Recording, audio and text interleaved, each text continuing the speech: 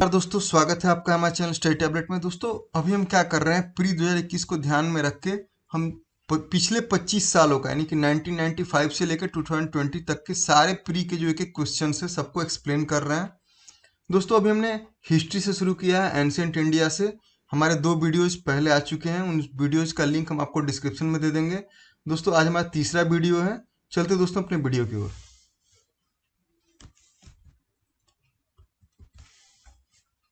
तो चलते हैं हम अपने अगले क्वेश्चन की ओर। जैन दर्शन के अनुसार सृष्टि की रचना एवं पालन पोषण ए सार्वभौमिक विधान से हुआ है, सार्वभौमिक सत्य से हुआ है, सार्वभौमिक आस्था से हुआ है, सार्वभौमिक आत्मा से हुआ है। दोस्तों जो जैन धर्म है ना, उसमें ईश्वर को सृष्टिकर्ता के रूप में स्थान नहीं दिया गया है। जैन सिद्धांतों के अनुसार ब्रह्मांड और उसके घटक आत्मा, पदार्थ, स्थान, समय और गति हमेशा मौजूद रहे हैं। जैन दर्शन के अनुसार सृष्टि की रचना एवं पालन पोषण सार्वभौमिक विधान से हुआ है, इसलिए इसका आंसर क्या होगा? ऑप्शन ए सार्वभौमिक विधान। 82 सिंधु घाटी सभ्यता के संदर्भ में निम्नलिखित कथनों पर विचार कीजिए। यह प्रमुखतः लौकिक सभ्यता थी तथा उसमें धार्मिक तत्व यद्यपि उपस्थित था, वर्चस्वशाली नहीं था। उस काल में भारत में कपास के वस्त्र बनाए जाते थे। ये जो 2 स्टेटमेंट है सिंधु घाटी सभ्यता के बारे में, इनमें से आपको बताना है कि कौन कौन से सही है। केवल 1, केवल 2, 1 और 2 दोनों, और न तो 1 न तो 2। देखो दोस्तों, जो सिंधु घाटी सभ्यता थी वह एक नगरीय एवं लौकिक सभ्यता थी, लेकिन उसमें धार्मिक तत्व विद्यमान था, वर्चस्वशाली नहीं था। इस काल में सिर्फ लोग व्यापार जो था ना, वो व्यापार उन्नत दिशा में था, लेकिन जो वस्त्र थे वो सूती वस्त्र थे। इसका प्रमाण हमें कहाँ से मिलता है? मोहनजोदड़ो से मिलता है। मेहरगढ़ में कपास की खेती करने का साक्ष्य भी मिला है। इसलिए इसमें क्या है, ये दोनों ऑप्शन जो है वो सही है, क्योंकि जो सिंधु घाटी सभ्यता थी वो लौकिक सभ्यता थी, उसमें धार्मिक तत्व उपस्थित था लेकिन वो वर्चस्वशाली नहीं था, और उस काल में कपास से वस्त्र बनाए जाते थे। तो ये ऑप्शन सी सही है। धर्म तथा रीत भारत की प्राचीन वैदिक सभ्यता के केंद्रीय विचार को चित्रित करते हैं। इस संदर्भ में निम्नलिखित कथनों पर विचार कीजिए। धर्म व्यक्ति के दायित्व एवं स्वयं तथा दूसरों के प्रति व्यक्तिगत कर्तव्यों की संकल्पना था। रीत मूलभूत नैतिक विधान था जो सृष्टि और उसमें अंतर्निहित सारे तत्वों के क्रियाकलापों को संचालित करता था। देखिए ये भी सेम क्वेश्चन, इसमें 2 स्टेटमेंट दिए हुए हैं और आपको दोनों स्टेटमेंट को देखना है कि दोनों स्टेटमेंट में से कौन कौन सा सही है। या तो दोनों सही है, या 1 या 2 सही है, दोनों में से कोई भी सही नहीं है। तो देखिए जो क्वेश्चन है ये धर्म और रीत के बारे में है। दोस्तों जो धर्म और रीत भारत की प्राचीन वैदिक सभ्यता के एक केंद्रीय विचार को चित्रित करते हैं। धर्म व्यक्ति के दायित्व एवं स्वयं तथा दूसरों के प्रति व्यक्तिगत कर्तव्यों की संकल्पना, मतलब व्यक्ति का खुद का दायित्व और दूसरों के प्रति उसके व्यक्तिगत कर्तव्य, उसकी संकल्पना है। वहीं ऋतु क्या है? ऋतु मूलभूत नैतिक विधान जो सृष्टि और उसमें अंतर्निहित सारे तत्वों के क्रियाकलापों को संचालित करता था। ये है, यानी कि जो ऋतु है वो मूलभूत नैतिक विधान है। विधान मत का मतलब क्या होता है? कुछ रूल्स होते हैं, रूल्स। इसलिए यहाँ पर दोनों सही है। चलते अगले क्वेश्चन की ओर। प्राचीन कालीन भारत में हुई वैज्ञानिक प्रगति के संदर्भ में निम्नलिखित में से कौन सा कथन सही है? प्रथम शती ईस्वी में विभिन्न प्रकार के विशिष्ट शल्य औजारों का उपयोग आम था। तीसरी शती ईस्वी के आरंभ में मानव शरीर के आंतरिक अंगों का प्रत्यारोपण शुरू हो चुका था। 5वीं शती ईस्वी में कोण के ज्या का सिद्धांत ज्ञात था। 7वीं शती ईस्वी में चक्रीय चतुर्भुज का सिद्धांत ज्ञात था। देखिए दोस्तों, इसमें जो ऑप्शंस दिए हैं इसमें कौन कौन से ऑप्शन सही हैं? देखिए दूसरा ऑप्शन जो है, तीसरी शती ईस्वी के आरंभ में मानव शरीर के आंतरिक अंगों का प्रत्यारोपण शुरू हो चुका था। अभी हम 2021 में पूरी तरह से मानव शरीर के अंगों का प्रत्यारोपण नहीं कर सकते हैं, तो तीसरी शती में कहाँ से हुआ होगा? तो ये ऑप्शन तो पूरी तरह से गलत है।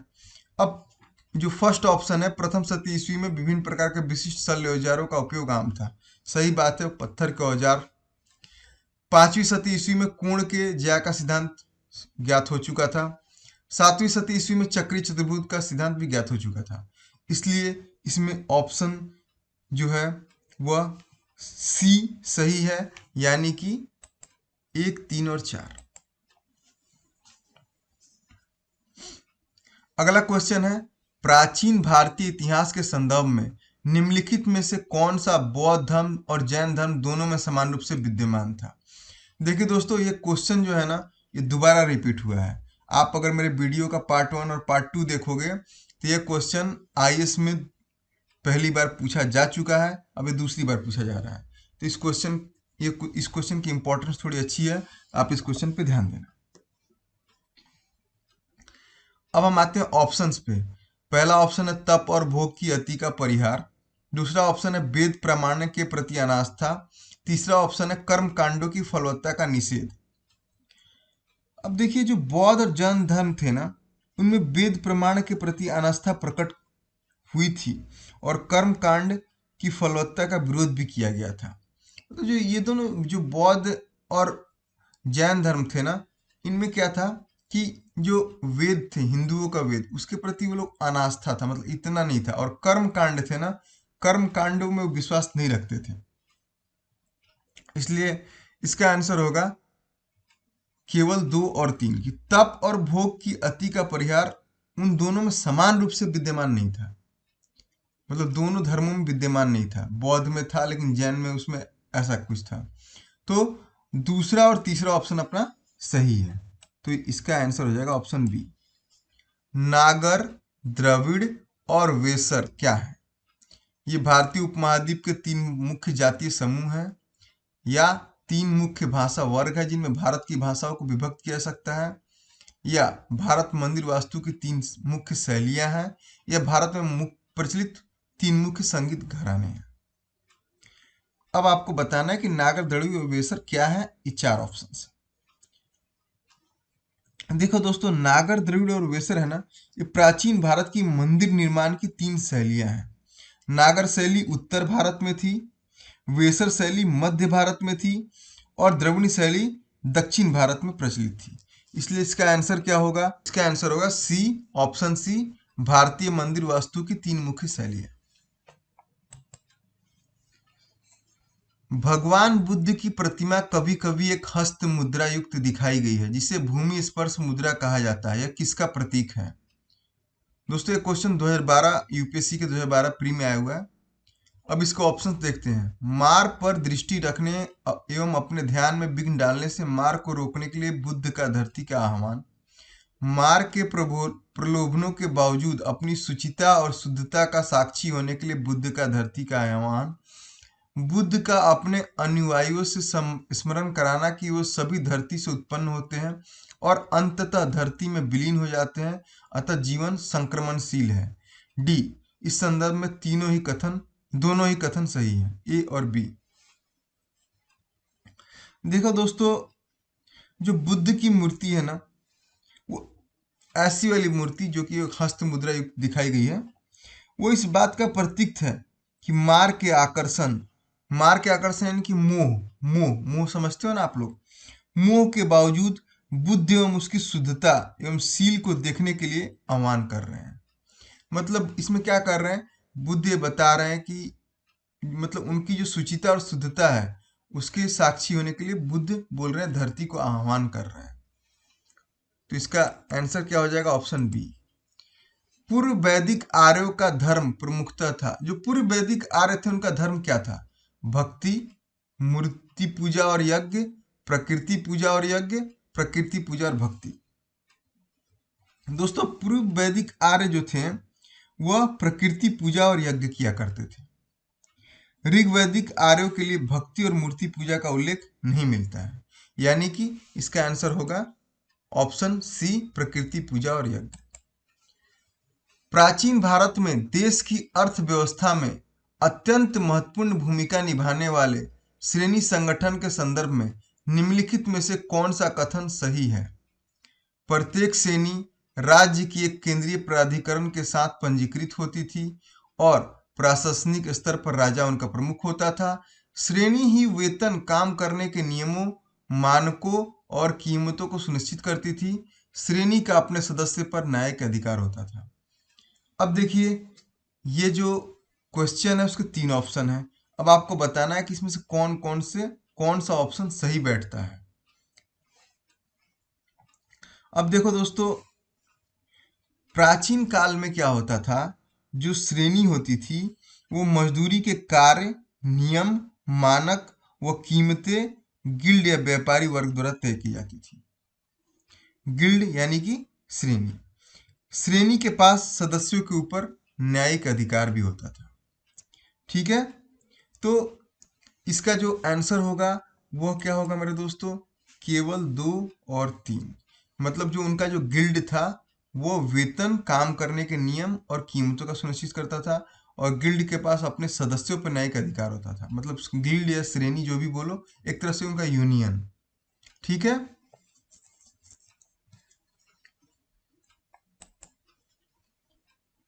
आते हैं दोस्तों अगले क्वेश्चन पर। कुछ शैलकृत बौद्ध गुफाओं को चैत्य कहते हैं, जबकि अन्य को विहार। चैत्य और विहार में क्या अंतर है? देखिए यहाँ ऑप्शंस क्या है। विहार पूजा का स्थल होता है, जबकि चैत्य बौद्ध भिक्षुओं का निवास स्थान है। बी, चैत्य पूजा स्थल होता है, जबकि विहार बौद्ध भिक्षुओं का निवास स्थान है। सी, चैत्य गुफा के दूर के सिरे पर स्तूप होता है, जबकि विहार गुफा पर अच्छी कक्ष होता है। दोनों में कोई अंतर नहीं होता। दोस्तों, चैत्य जो होता है ना, वो पूजा का स्थल होता है, जबकि विहार जो होता है बौद्ध भिक्षुओं का निवास स्थान होता है।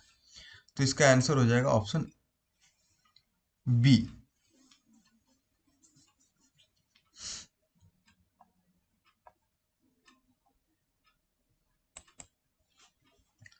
आते अगले क्वेश्चन की ओर। भारत में दार्शनिक विचार के इतिहास के संदर्भ में सांख्य दर्शन के बारे में निम्नलिखित कथनों पर विचार करें।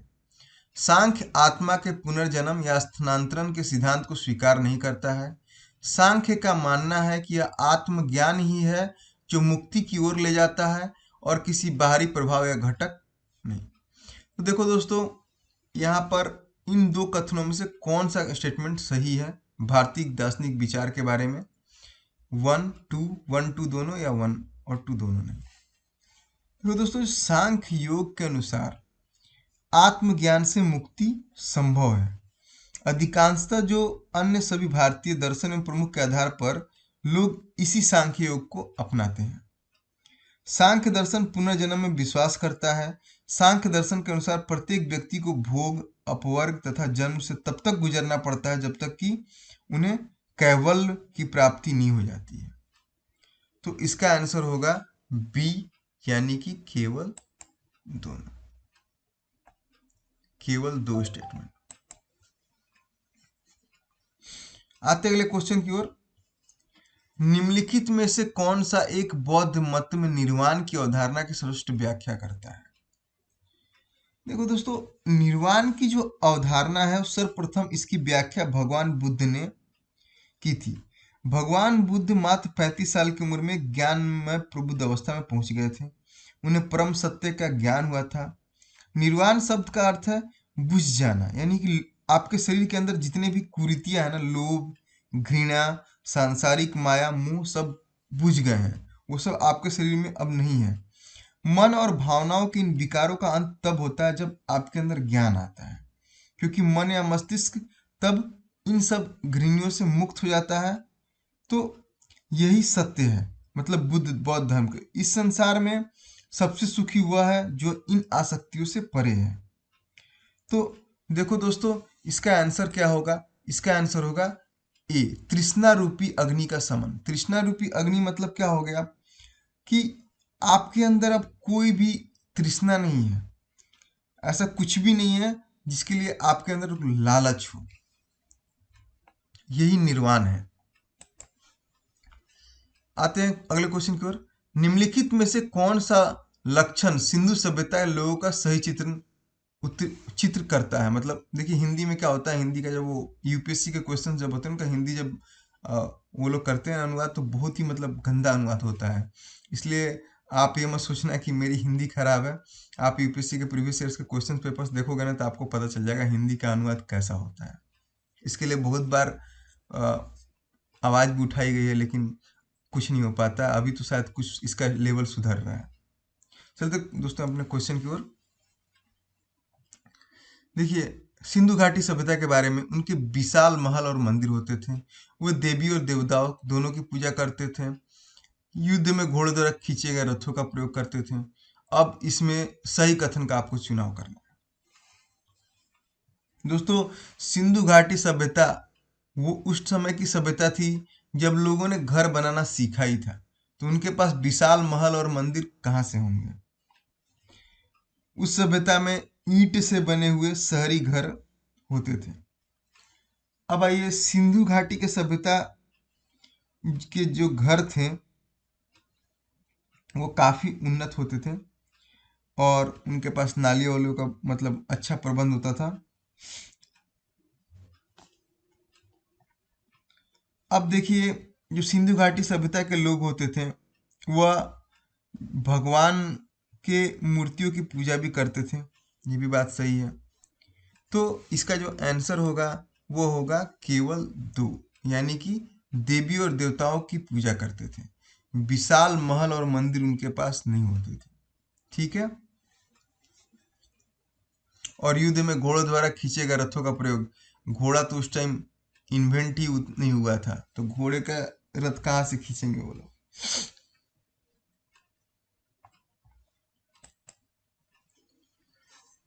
निम्नलिखित में से कौन सा कथन जैन सिद्धांत के अनुरूप है।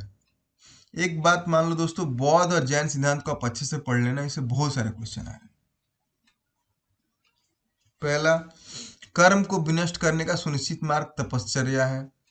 प्रत्येक वस्तु में चाहे वह सूक्ष्मतम कण हो, आत्मा होती है। कर्म आत्मा का विनाशक है और अवश्य इसका अंत करना चाहिए। ये तीन ऑप्शन दिए हुए हैं।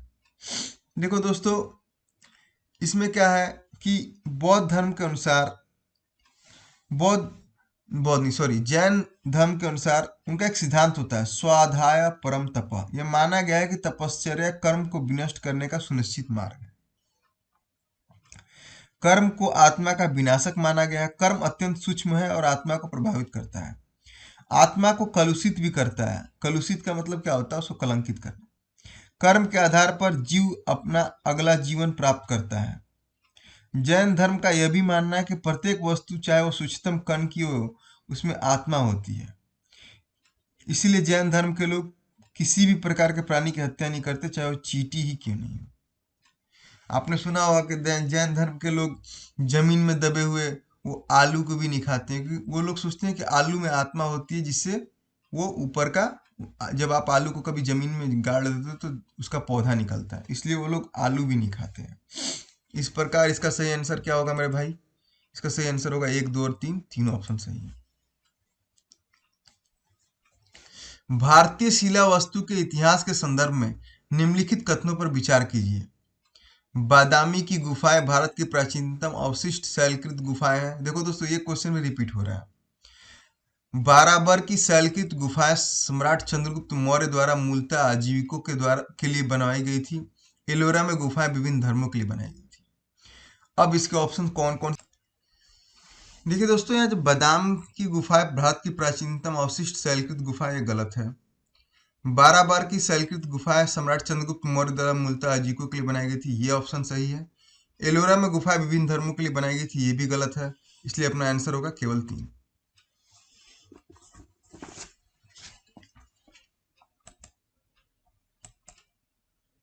भारत की यात्रा करने वाले चीनी यात्री युआन चवांग हेनसांग, देखिए हेनसांग से भी दूसरा तीसरा क्वेश्चन है, इसलिए हेनसांग की यात्रा को आपको अच्छे तरीके से पढ़ना होगा। भारत की सामान्य दशा और संस्कृति का वर्णन किया है। इस संदर्भ में निम्नलिखित में से कौन सा कथन सही है। सड़क और नदी मार्ग लूट मार से पूरी तरह सुरक्षित थे। जहां तक अपराधों के लिए दंड का प्रश्न है, अग्नि, जल व विष द्वारा सत्य परीक्षा किया जाना किसी व्यक्ति की निर्दोषता अथवा दोष के निर्णय के साधन थे। व्यापारियों को नौघाटों और नाकों पर शुल्क देना पड़ता था। अब ये 3 ऑप्शन में से कौन सा सही है आपको बताना है। देखिए, सड़क और नदी मार्ग लूट मार से पूरी तरह सुरक्षित नहीं थे, ये तो सबको पता है। ये सड़क और नदी मार्ग नहीं, उस समय नहीं थे। और अब आते दूसरे ऑप्शन की ओर, तो यह सही है, क्योंकि उस समय क्या होता था कि जो लोग होते थे उनको अपराधों के लिए उस समय अपराधी के नाक, कान और हाथ काट लिए जाते थे, और सत्य परीक्षा के लिए अग्नि, जल और विष का प्रयोग किया जाता था, और छोटे मोटे अपराधों के लिए भी जुर्माना भरना पड़ता था। और तीसरा ऑप्शन भी सही है कि व्यापारियों को नौ घाटों और नाकों के लिए शुल्क देना पड़ता था। तो यहाँ इसका आंसर क्या होगा मेरे भाई? बी होगा। भारत के सांस्कृतिक इतिहास के संदर्भ में नृत्य एवं नाट्य कला की एक मुद्रा जिसे त्रिभंग कहा जाता है, प्राचीन काल से आज एक भारतीय कलाकारों को अति प्रिय रही है। निम्नलिखित में से कौन सा कथन इस मुद्रा को सर्वोत्तम रूप में वर्णित करता है? तो जो त्रिभंग मुद्रा है नृत्य एवं नाट्य कला की, उसके बारे में ये 4 ऑप्शन दिए गए हैं। आपको बताना है कि कौन सा ऑप्शन उसको सही तरीके से, सबसे अच्छे तरीके से एक्सप्लेन करता है। तो देखो दोस्तों, भगवान श्री कृष्ण को हमने सबसे ज़्यादातर त्रिभंग मुद्रा में देखा है। श्री कृष्ण जब बांसुरी बजाते थे ना, तब वो त्रिभंग मुद्रा में खड़े रहते थे। आपने देखा होगा श्री कृष्ण का बांसुरी बजाते हुए वो पिक्चर, वो एक पैर को ऐसे करके खड़े रहते थे। तो इसलिए इस मुद्रा को क्या कहते हैं? इस मुद्रा को कहते हैं कृष्ण की त्रिभंग मुरारी मुद्रा भी कहते हैं। तो आपने वो देखा होगा कि एक पांव मोड़ा जाता है और देह थोड़ी किंतु विपरीत दिशा में कटी एवं ग्रीवा ग्रीवा विक्री वक्री मुद्रा में होती है। ये कुछ ज़्यादा ही हिंदी मतलब थोड़ी टफ हो जाती है। मैं एक काम करता हूँ, मैं आपको इसका पिक्चर दिखाता हूँ।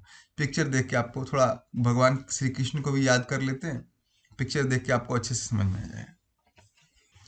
देखो दोस्तों, ये भगवान की श्री कृष्ण है, बांसुरी बजा रहे हैं, उनकी त्रिभंग मुद्रा है।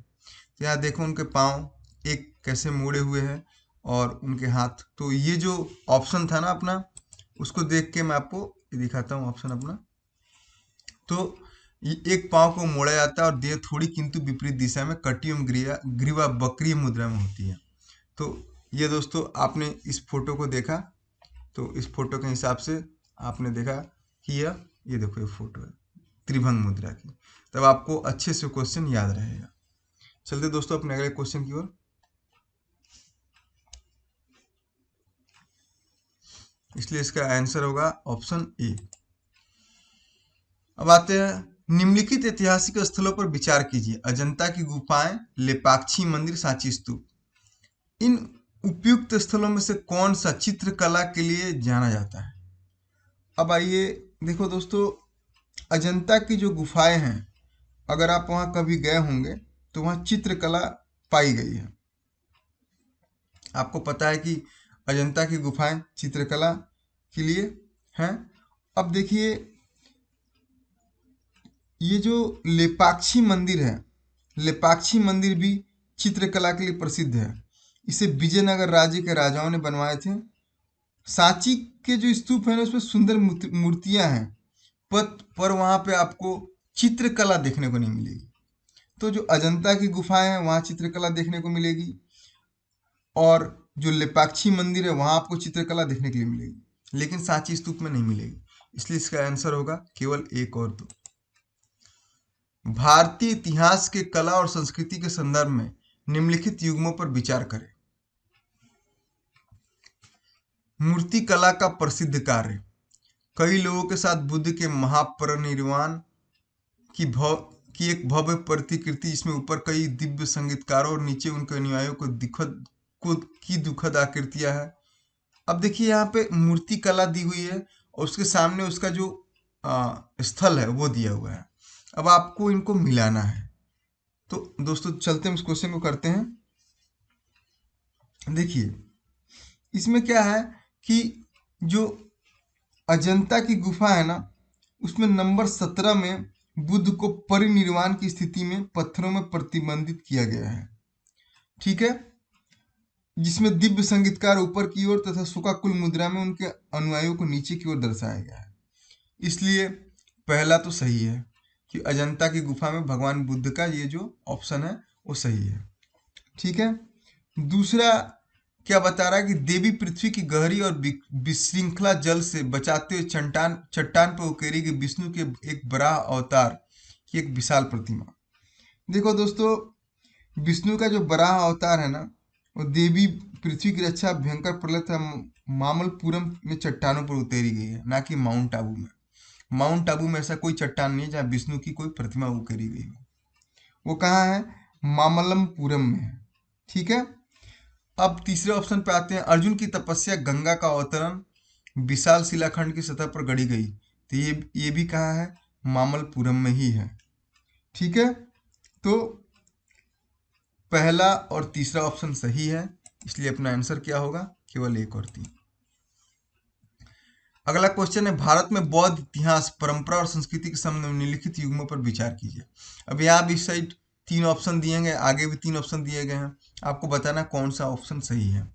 देखो दोस्तों, बौद्ध और जैन धर्म का इतिहास आप अच्छे से पढ़ लेना, इससे बहुत सारे क्वेश्चन आ रहे हैं। देखो दोस्तों, पहला जो है टाबो मठ और मंदिर संकुल, यह कहाँ है? यह स्पीति घाटी में। ठीक है।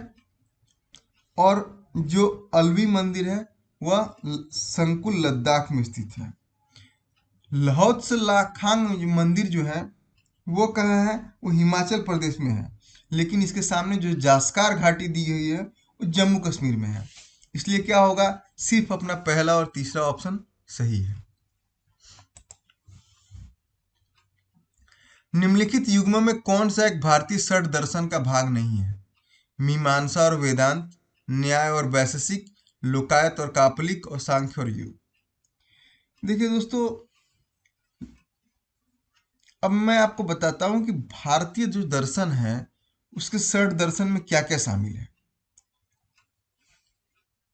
देखिए, मैं आपको एक इमेज के थ्रू बताता हूं।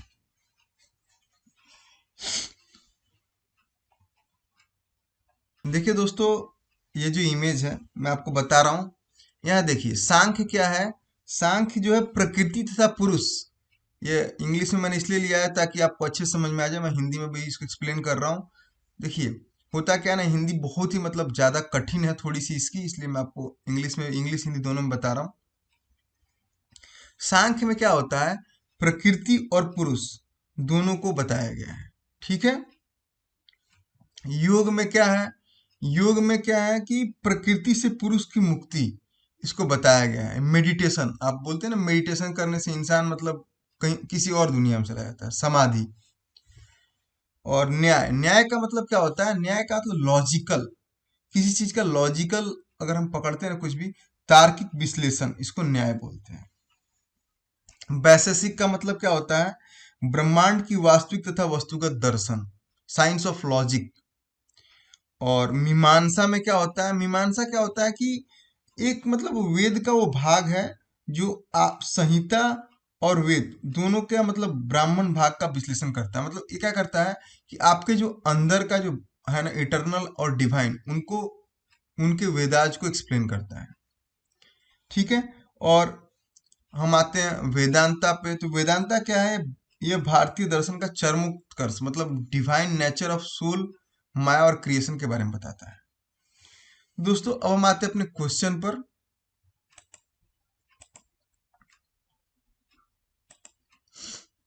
देखो दोस्तों, इसका आंसर होगा लोकायत और कापलिक। कि इसमें कौन कौन सा नहीं है? लोकायत और कापलिक जो है वह भारतीय षड्दर्शन का भाग नहीं है। भारतीय षड्दर्शन के भाग क्या है तो मेरे दोस्तों? सांख्य, योग, न्याय, वैशेषिक, मीमांसा और वेदांत, ये 6 जो है भारतीय षड्दर्शन का भाग है। यहाँ कहीं भी लोकायत और कापलिक का विश्लेषण नहीं है। भारत के सम प्रतीक के नीचे उत्कीर्ण भारत की राष्ट्रीय आदर्श शक्ति सत्यमेव जयते कहाँ से लाई गई? अब आपको बताना कि सत्यमेव जयते जो भारत का जो वो होता है, आपको दिखता है ना शेर वाला वो सम प्रतीक, उसमें सत्यमेव जो जयते वो किस उपनिषद से ली गई है? देखो दोस्तों, जो सत्यमेव जयते है ना, वो मुंडकोपनिषद, मुंडकोपनिषद मतलब मुंडक उपनिषद से लिया गया है, जिसका अर्थ होता है सत्य की ही जीत। इसलिए कि इसका आंसर क्या होगा? डी। निम्नलिखित राज्यों में से किनका संबंध बुद्ध के जीवन से था? अवंती, गांधार, कोसल और मगध। मेरे हिसाब से बहुत इजी क्वेश्चन है। मैं आपको पहले ही बता चुका हूं कि बौद्ध और जैन धर्म से बहुत सारे क्वेश्चन आते हैं, आप उसको अच्छे से पढ़ लेना। ये भी एक तरह से बौद्ध धर्म से। तो इसका आंसर होगा सी, बौद्ध जो है। अब देखिए, बौद्ध का जन्म कोसल राज्य में हुआ था। कोसल राज्य के लुम्बिनी में हुआ था। ठीक है। तो कौशल तो बौद्ध से रिलेटेड हो गया। और बुद्ध का जो परिनिर्वाण हुआ था ना, वो कुशीनारा, उस समय कुशीनारा मगध राज्य में हुआ था। ठीक है, तो ये जो आंसर है वो 3 और 4 में सही है। भारत के कला और पुरातत्विक इतिहास के संदर्भ में निम्नलिखित में से किस एक का सबसे पहले निर्माण किया गया था? देखो दोस्तों, ये जो क्वेश्चन है ना, ये भी आपको क्या करना है कि जितने भी मतलब पुराने काल के जितने भी मंदिर या कोई बड़ी सी अच्छी सी मूर्ति, मतलब कला के जितने भी अच्छे उदाहरण है ना, वो आपको ध्यान रखना है, उसका समय भी ध्यान रखना है। इससे क्वेश्चन 2 या 3 क्वेश्चन आगे तीसरा क्वेश्चन है, कहीं पे मंदिर को पूछा गया है, कहीं पे मूर्ति पूछी गई है, कहीं पे ये पूछा गया है कि इस गुफा में चित्रकारी थी या नहीं थी। तो ये चीज आपको अच्छे से याद रखना है। तो देखो दोस्तों, 104 का जो आंसर है ना, सबसे पहले देखो, सबसे पहले जो मैं आपको बता रहा हूं कि जो धौली स्थित शैलकृत हाथी है ना, उसका निर्माण हुआ था। अब मैं आपको ये सारा डिफाइन कर देता हूँ कब कौन कौन सा निर्माण हुआ था, उससे आपको थोड़ा सा एक्सप्लेनेशन अच्छा इजी हो जाएगा। भुवनेश्वर स्थित जो लिंगराज का मंदिर है, उसका निर्माण हुआ था 11वीं शताब्दी में। ये किसने कराया था? ययाति प्रथम। धौली उड़ीसा स्थित शैलकृत हाथी का निर्माण मौर्य शासक अशोक के काल में हुआ था, जो कि 250 ईसा पूर्व में हुआ था। तो ये हो गया 1100 ईसा पूर्व में, 11वीं शताब्दी यानी कि 1025 से 140 ईस्वी। और ये अशोक के काल में 250 ईस्वी पूर्व में, तो पहले हो गया। अब आते हैं महाबलीपुरम में जो शैलकृत स्मारक का निर्माण हुआ, 7वीं से 8वीं शताब्दी में हुआ है, यानी कि उससे भी पहले धौली स्थित शैलकृत हाथी। और जो उदयगिरी विदिशा मध्य प्रदेश में बराह की मूर्ति है, उसका निर्माण गुप्त काल में चंद्रगुप्त द्वितीय ने कराया था। तो सबसे पहले क्या है मेरे भाई? धौली स्थित शैलकृत हाथी। प्राचीन भारत की निम्नलिखित पुस्तकों में से किस एक में शुंग राजवंश के संस्थापक के पुत्र की प्रेम कहानी है? देखो दोस्तों, मालविकग्निमित्र कालिदास द्वारा लिखा गया संस्कृत नाटक है। मतलब कालिदास ने एक संस्कृत नाटक लिखा है जिसका नाम है मालविकग्निमित्र। यह नाटक शुंग सम्राट अग्निमित्र की प्रेम की कहानी है, जिसमें वह निर्वासित नौकररानी मालविका की तस्वीर से ही प्यार में पड़ जाता है। तो यहाँ क्या क्या इंपॉर्टेंट है? नाटक जो है मालविकग्निमित्र कालिदास के द्वारा लिखा गया है। इसमें शुंग सम्राट अग्निमित्र की प्रेम कहानी बताई गई है। वह निर्वासित जो नौकरानी है मालविका के प्रेम में पड़ता है। इसका आंसर है बी। दोस्तों, ये था हमारा आज का वीडियो। अगले वीडियो में हम और आगे का मतलब हम 2020 तक के पूरे क्वेश्चंस को कवर करेंगे। दोस्तों, ये जो हमारा वीडियो है ना, अभी तक हमने 3 वीडियो बनाए हैं, आप तीनों वीडियो को देखो, आपका पूरा एंशियंट इंडिया का जो क्वेश्चंस है पूरा कवर हो जाएगा। हिंदी थोड़ी कठिन है, इसलिए कहीं कहीं हमारा जो उच्चारण है थोड़ा सा लड़खड़ाया है, उसके लिए माफी चाहूंगा। क्योंकि हमारा जो अनुवाद है ना यूपीएससी का हिंदी का, वो बहुत ही मतलब बहुत ही गंदा अनुवाद होता है। आप कह नहीं सकते हो हिंदी की पूरी टांग तोड़ी जाती है। इसलिए हिंदी थोड़ी सी अगर आपको लगी हो कि हिंदी मेरी कहीं गलत हुई हो, तो उसके लिए मैं माफी चाहता हूँ दोस्तों। और अगर आपको इस वीडियो में कहीं भी कोई कुछ लगे कि गलत है, तो आप कमेंट करके बताइए। वीडियो अच्छा लगे तो अपने दोस्तों में शेयर कीजिए। और अगर आपने हमारे चैनल को सब्सक्राइब नहीं किया तो सब्सक्राइब कर लीजिए। थैंक यू दोस्तों, धन्यवाद हमें सुनने के लिए, हमारे वीडियो को देखने के लिए।